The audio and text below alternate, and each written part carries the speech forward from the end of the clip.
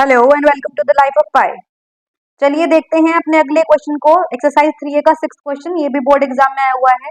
इसने कहा है solve graphically these two equations. अब जैसे हमने पिछली वीडियो में क्वेश्चन को सोल्व किया है, सेम इसी तरह इसको सोल्व करेंगे। चाहे आप x की वैल्यू निकाल लो, चाहे आप y की वैल्यू निकाल लो, कोई फर्क नहीं पड़ता, आंसर आपका तब भी सेम आना है। यहाँ से किसी की भी वैल्यू निकाल लो, y की निकाल लें। देखो पहली इक्वेशन कहती है 3x plus y plus 1 equals to 0। यहाँ से y की वैल्यू क्या आएगी?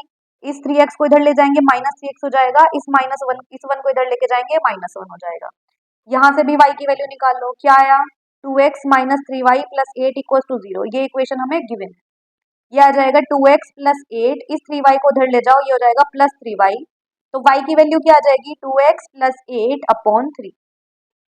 ये दो वैल्यू दोनों इक्वेशन से हमने निकाल ली।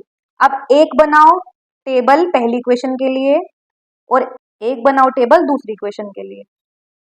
चलो देखो, यहाँ x को एज इट इज रखेंगे, y की वो वैल्यू रखो जो हमने x की टर्म्स में निकाली, ये निकाली। अब जैसे जैसे x चेंज करेंगे वैसे वैसे y भी चेंज होगा, है ना। तो x की वैल्यू रखो 0, तो ये क्या हो जाएगा? -1। x की वैल्यू रखो 1, तो ये आ जाएगा -4। अब यहाँ कुछ और रख लो, -1 रख लो। -1 जब हम रखेंगे तो क्या आएगी वैल्यू? ये हो जाएगा -3 इंटू -1, और ये -1 पहले से ही था।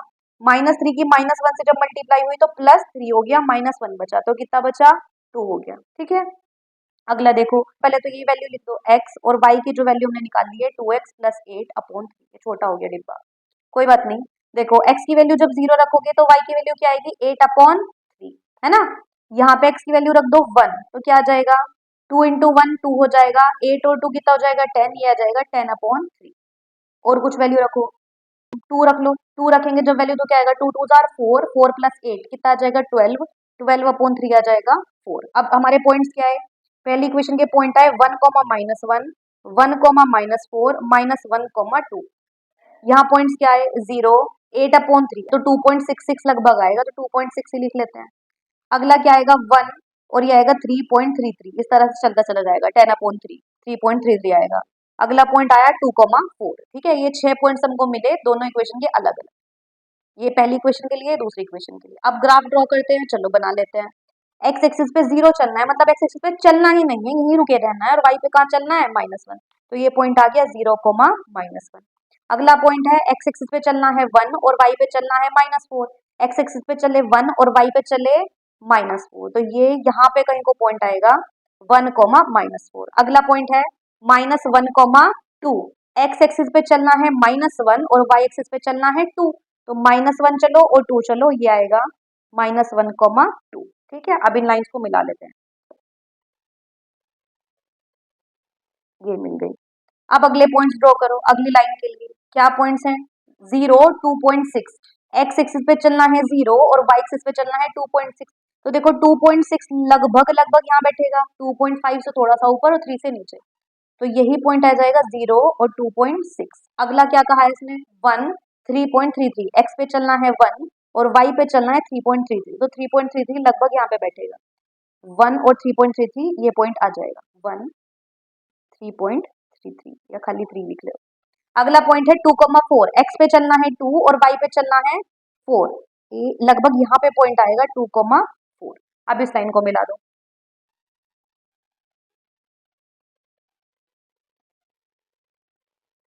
अब ये दोनों लाइन एक दूसरे को एक पॉइंट पे इंटरसेक्ट कर रही है, मतलब ये कैसी लाइन है? इंटरसेक्टिंग लाइंस है, और जिस पॉइंट पे एक दूसरे को कट करेंगी वही इसका सॉल्यूशन हो जाएगा। तो इसका सॉल्यूशन क्या आया? x की वैल्यू क्या आई? -1, और y की वैल्यू क्या आई? 2। देखो अगले क्वेश्चन में उसने ये दो इक्वेशन दी है, इनको सोल्व करने के लिए कह दिया यहाँ से किसी की भी वैल्यू निकाल लो। पहले हमने y की निकाली थी, अब x की निकाल लो। आपकी इच्छा, आपको y की निकालनी है, y की निकाल लो, किसी की भी निकाल लो। तो ये दी है पहली equation 2x plus 3y minus 4 equals to 0। यहाँ से x की वैल्यू जब हम निकालेंगे तो क्या आ जाएगा? ये 4 इधर जाएगा प्लस हो जाएगा, ये 3y इधर जाएगा माइनस हो जाएगा, तो x की वैल्यू आ जाएगी 4 माइनस 3y अपॉन 2। ये वैल्यू इसकी आ जाएगी। दूसरी इक्वेशन क्या दी है हमें? 3x minus y plus 5 equals to 0। यहाँ से भी x की वैल्यू निकाल लो, ये y इधर जाके प्लस हो जाएगा, ये 5 इधर जाके माइनस हो जाएगा, तो x की वैल्यू क्या आएगी? y minus 5 upon 3। अब टेबल बना लो दोनों के लेके। अब देखो क्या क्या वैल्यू रखे हैं इसमें। पहले तो x की वैल्यू ये रख लो 4 माइनस 3y अपॉन 2 और y एज इट इज यहाँ पे रख लो y माइनस 5/3 और y एज इट इज। अब बताओ क्या क्या वैल्यू रखूं। y की वैल्यू एक बार 0 रख लूं। जब मैंने y की वैल्यू 0 रखी तो देखो यहाँ पे 0 रखो, 3 इंटू 0, ये पूरी टर्म 0 हो जाएगी, क्या बचेगा 4/2, जो कि हमें क्या दे देगा 2 दे देगा। 1 रख लो, 1 जब हम यहाँ रखेंगे तो y की वैल्यू क्या आ जाएगी, 1 यहाँ पे रखेंगे तो इसकी वैल्यू क्या आ जाएगी 4 माइनस 3 इंटू 1, 3 इंटू 1 होता है 3, तो 4 माइनस 3 आ जाएगा 1/2 आ जाएगा। ठीक है, अगली वैल्यू क्या रखूं, 3 रख लें, कुछ भी रख लो, 2 भी रख सकते थे, -2 भी रख सकते थे। 3 रखो तो देखो क्या आएगा 4 minus 3 into 3, 4 minus 3 into 3 upon 2।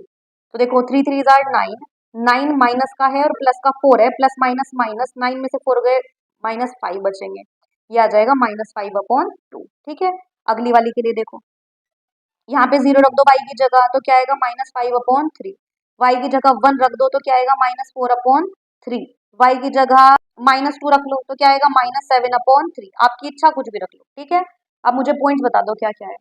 X axis और वाई एक्सिस हमने ड्रॉ कर ली, अब बताओ पॉइंट्स क्या क्या है। पहला है 2,0, एक्स पे चलना है 2 और वाई पे चलना ही नहीं है, तो यही पॉइंट आएगा 2,0। अगला पॉइंट है 0.5, 1, एक्स पे चलना है 0.5, 0.5 का मतलब होता है आधा, हाफ, है ना। 0 और 1 के बीचों बीच आएगा हाफ, 0.5 और ,1, तो ये वाला पॉइंट आ जाएगा 0.5, 1।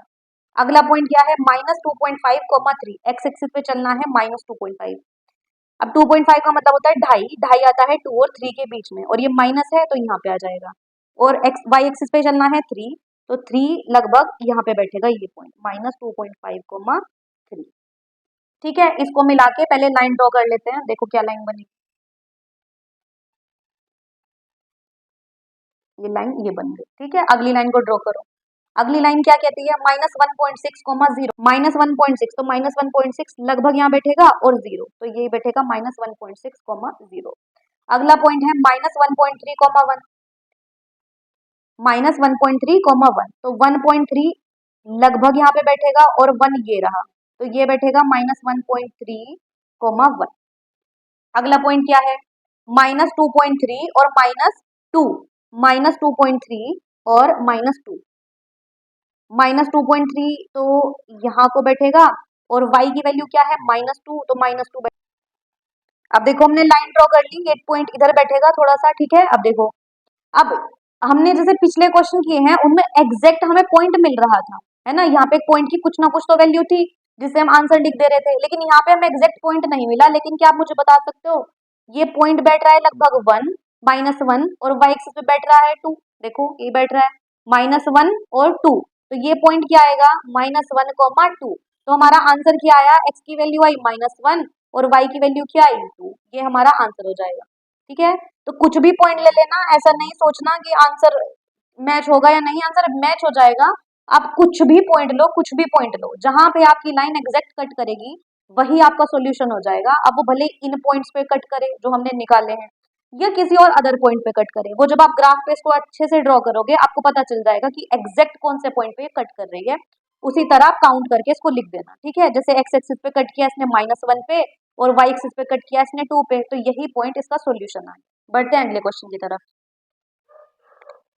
देखो इसका 12th क्वेश्चन क्या कहता है, इसने कहा है सॉल्व करो ग्राफिकली इन इक्वेशंस को, और इन इक्वेशन से ट्रायंगल जो बनेगा उसके वर्टिसेस और उसका एरिया फाइंड करो। ठीक है, ये इसने कहा है।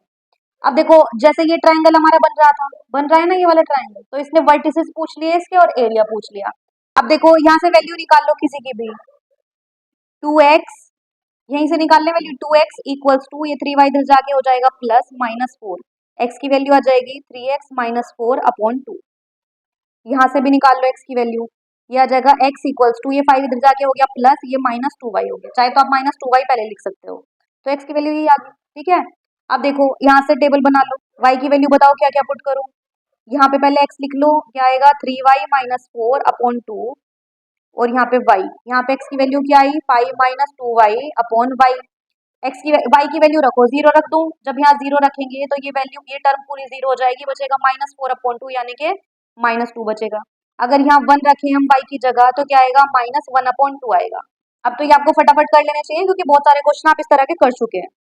y की वैल्यू यहाँ पे रख दो -1, -1 जब हम यहाँ रखेंगे तो ये हो जाएगा -3 और -4 कितना आ जाएगा -7/2। यहाँ पे y की वैल्यू रख लो 0 तो क्या आ जाएगा 5, यहाँ पे y की वैल्यू रख लो 2 तो ये आ जाएगा 1, यहाँ पे y की वैल्यू रख लो 1 तो क्या आ जाएगा 3। ये पॉइंट्स हमारे आ गए। अब देखो यहाँ से पॉइंट्स क्या क्या आएंगे, -2, 0 यही वाला पॉइंट आ जाएगा। अगला पॉइंट है -0.5, 1 0.5 लगभग यहाँ बैठेगा और (1) तो ये पॉइंट आ जाएगा -0.5, 1। अगला है -3.5, -1 लगभग यहाँ पे बैठेगा और ये हो गया -1 तो ये वाला पॉइंट आएगा -3.5 और -1। इसको मिला के लाइन खींचो पहले, तब अगले पॉइंट्स ड्रॉ करना। ये लाइन हमारी ड्रॉ हो गई।